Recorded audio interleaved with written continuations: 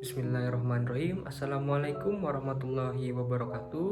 Halo semua, perkenalkan aku Muhammad Rizky Fauzan, mahasiswa Ilmu Komunikasi Universitas Muhammadiyah Yogyakarta tahun 2022. Jadi pada kesempatan kali ini aku ingin menjelaskan 3 teori dari komunikasi itu sendiri. Yang pertama ada speech act theory, lalu ada semiotika, dan yang terakhir paradigma naratif. Langsung saja kita masuk ke pembahasannya. Yang pertama, speech act theory. Jadi, speech act theory ini masuk ke dalam kategori paradigma interpretif. Penemunya yaitu John Austin, seorang filsuf dan ahli teori hukum asal Inggris. Latar belakang dari teori ini berawal dari keinginan untuk melawan pemikiran positivisme logis bahwa ucapan dianggap bermakna apabila dapat mendeskripsikan keadaan fakta dan berkorelasi dengan sebuah realitas. Menurut Austin juga, jika ucapan telah dilakukan, ada kewajiban moral bagi pembicara untuk melakukan aksi yang telah diucapkan. Selain itu, komunikasi yang dilakukan dalam keseharian dapat memberikan pengaruh kepada pendengar serta dapat merubah realitas sosial. Bahwasanya, terdapat beberapa isi yang terkandung dalam setiap ucapan. Ucapan dapat mengandung moralitas dan pengalaman, jadi tidak hanya atau bukan sekedar pengetahuan serta pernyataan yang dapat divalidasi sebagai sebuah fakta. Dalam berkomunikasi juga harus memahami apa maksud dan tujuan dari kata-kata yang disampaikan. Oleh karena itu, speech act theory ini sangat membantu kita dalam menyempurnakan berbagai hal melalui kata-kata, serta mempengaruhi sebagai makna dari berbicara. Speech act theory ini juga sangat berkaitan dengan budaya dalam arti bahasa seseorang. John Austin membagi hal ini menjadi 2 kategori, yaitu konstatif dan performatif. Konstatif berfungsi untuk mendeskripsikan fakta secara objektif dan dapat diverifikasi kebenarannya secara empiris melalui pengalaman. Sedangkan performatif tidak hanya mendeskripsikan fakta, namun dapat mengubah realitas sosial. Jadi di dalam performatif ini ada action atau tindakan. Akan tetapi pada kenyataannya, 2 kategori ini tidak dapat benar-benar dibedakan karena beberapa faktor. Salah satunya si pembicara.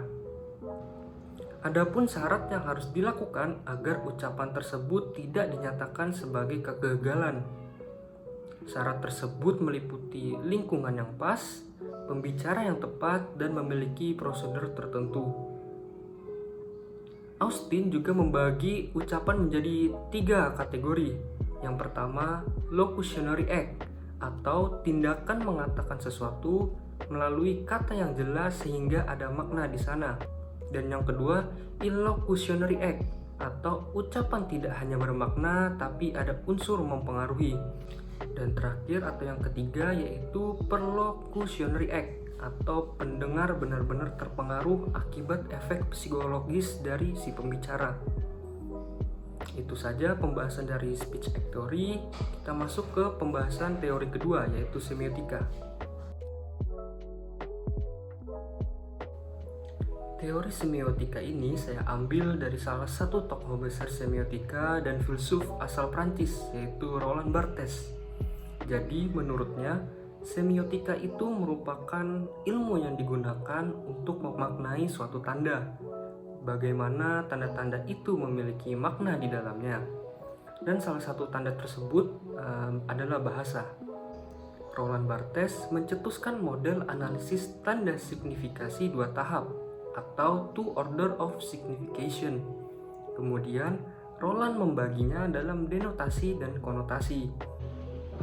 Signifikasi tahap pertama ialah hubungan antara petanda dan penanda dalam bentuk nyata. Barthes menyebutnya sebagai denotasi atau makna asli yang mutlak dipahami oleh kebanyakan orang. Sebagai contoh, kata ayam memiliki makna denotasi yaitu unggas yang menghasilkan telur. Hal ini merupakan makna umum yang hampir seluruh orang paham akan maksudnya. Sedangkan konotasi adalah istilah yang digunakan Barthes untuk menunjukkan signifikasi tahap kedua.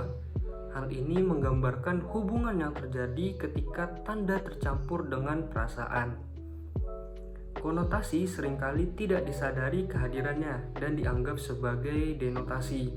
Sebagai contoh, kata teratai dalam bahasa Indonesia berarti bunga yang konotasinya memiliki makna keindahan. Namun di India, bunga teratai memiliki makna yang berbeda. Dalam agama Buddha, bunga teratai memiliki arti sebagai perlambang. Pada signifikasi tahap kedua, yaitu mitos, merupakan pesan yang di dalamnya terdapat pandangan masyarakat. Mitos adalah bagaimana kebudayaan memahami beberapa aspek tentang realitas atau gejala alam. Mitos berhubungan dengan kebiasaan atau budaya yang ada pada masyarakat. Tokoh-tokoh semiotika memiliki persamaan dalam pengertiannya terhadap sebuah tanda. Yang membedakan hanyalah konsep yang mereka gunakan dalam pendekatan untuk memaknai sebuah tanda. Itu saja pembahasan dari teori kedua yaitu semiotika. Mari kita lanjut ke pembahasan ketiga atau pembahasan terakhir yaitu teori paradigma naratif.